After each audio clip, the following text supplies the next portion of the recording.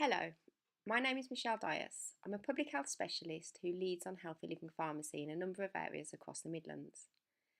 This session is designed to support pharmacy contractors with developing an evidence portfolio for HLP.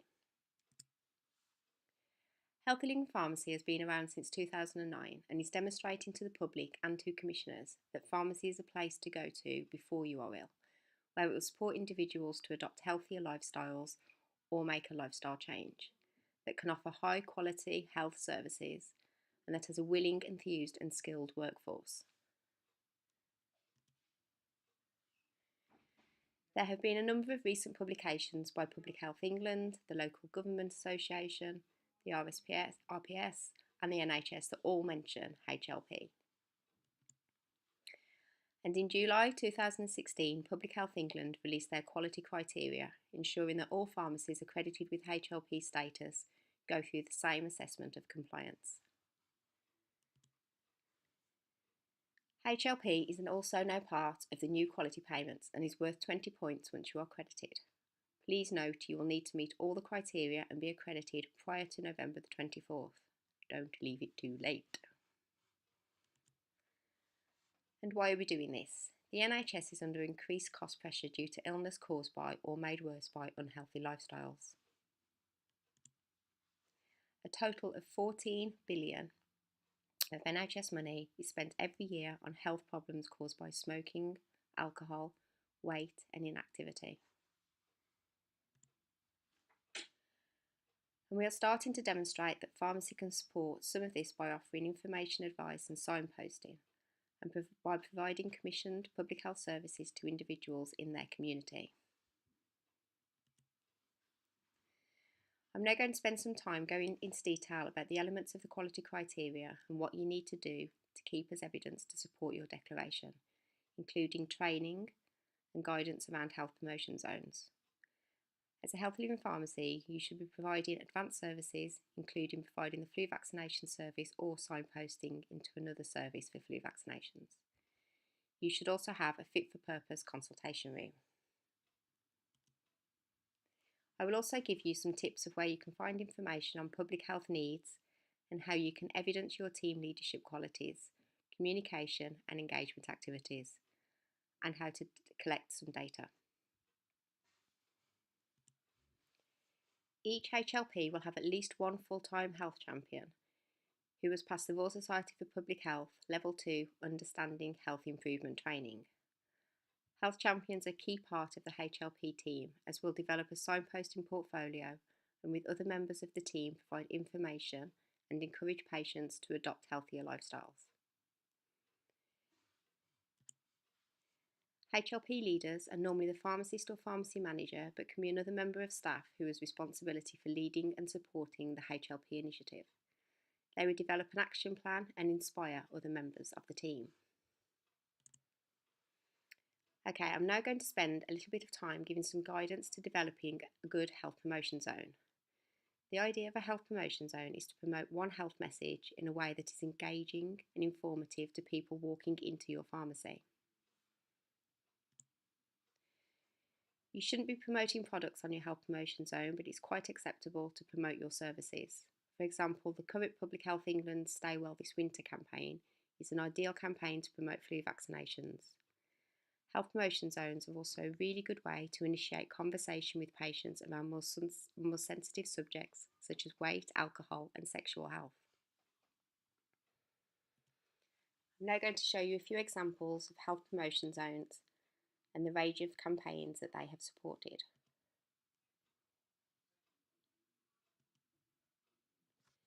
There are many places you can get resources. Public Health England have a number of resources available to support campaigns. I've also listed some websites here. This is by no means an exclusive list though. There are hundreds of organisations that can provide resources. I would also encourage you to be creative with your health promotion zone. Make them fun, interactive and engaging. A National Public Health England campaign running at the moment is Stay Well This Winter.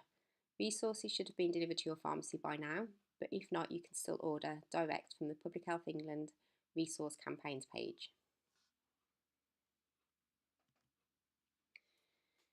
Training elements of HLP. The mandatory training is leadership and health champion training. But any additional training that you or your staff take part in around public health will add to and strengthen your evidence. Outreach. This has been the criterion that has worried many pharmacies, as we know you don't always have excess staff to be able to send out to a full day health event or roadshow. But outreach simply means reaching out to people who may not come into your pharmacy. This can be achieved by simply displaying a poster or taking along some leaflets to a local community centre, by visiting a local dementia cafe and spending half hour talking to people living with or caring for someone with dementia, or having a fun day outside your pharmacy.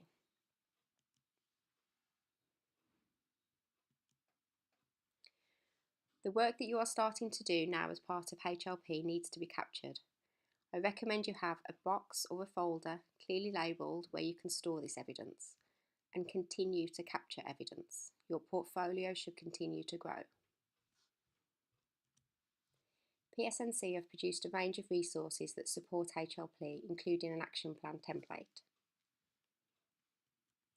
Or you can create your own, a simple table where you can record any plans, team meetings, actions, and recording your steps. So what will your next campaign be? Who's going to take the lead?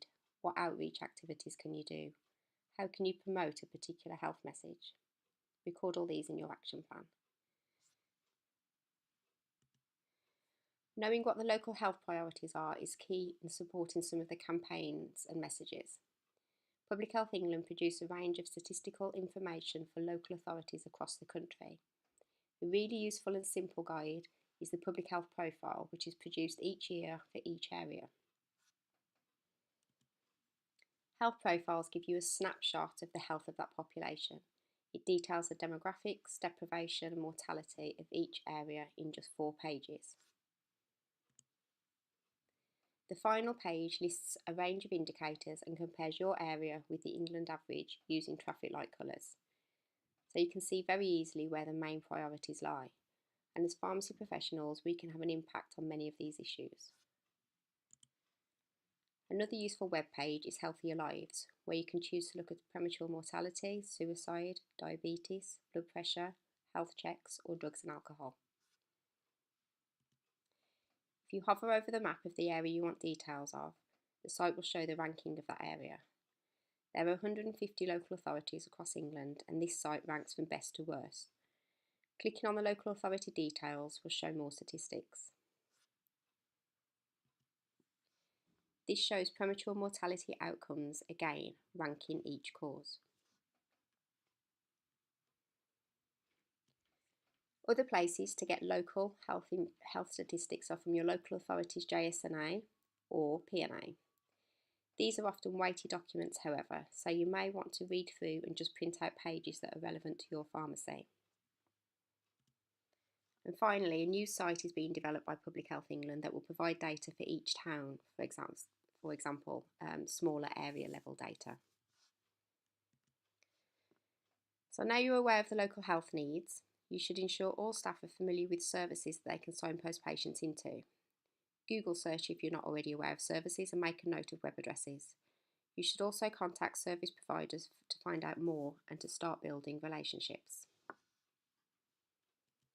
Also think about other organisations, including charitable organisations that support the health and wellbeing of individuals. Again, make contact and find out more. It's also worth letting organisations know about your services. For example, do they know that you offer medicines use reviews, which could help an older person manage their medicines better? Record all conversations you have with patients around health. A lot of pharmacies I support put a signposting sheet on a wall in their dispensary, and each time a member of staff has a conversation or gives health advice, they record it. This sheet produces some really useful data and can start to show patterns on what your patients are asking about. You should also be aware of commissioners' details. A good starting point for this would be the Who's Who document which you can download and print. Your LPC may also be able to help you compile a list of commissioners.